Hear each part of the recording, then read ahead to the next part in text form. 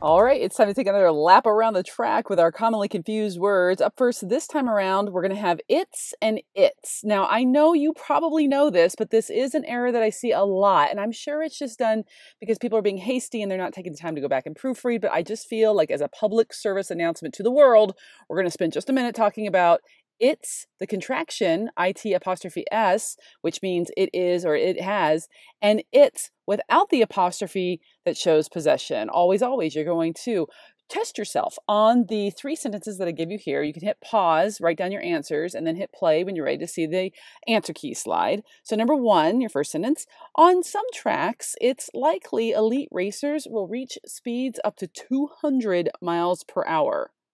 That is stunning and terrifying all at the same time. No thank you for me, but woo, it's super impressive. Number 2, during the life of a motorcycle, its tires need to be replaced every 5,000 miles or so. And number 3, 2 of them in here, make sure you get them both. It's important to follow safety regulations and avoid pushing the bike past its limits. All right, hit pause. When you're ready, I'm ready to show you the answers.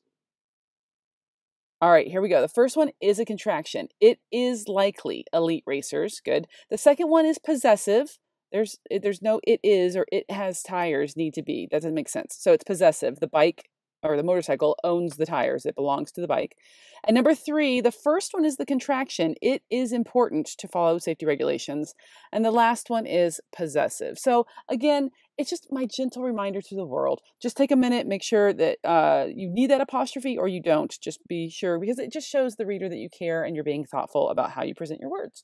All right, the next one is another one that I see generally when we're doing literary analysis writing. This is where I see allusion and illusion get mixed up by my students. So allusion with an A is when you are referring to another work or element. Generally, writers do that, right? They might make like a biblical allusion or a allusion to, I don't know, another poet, that sort of thing.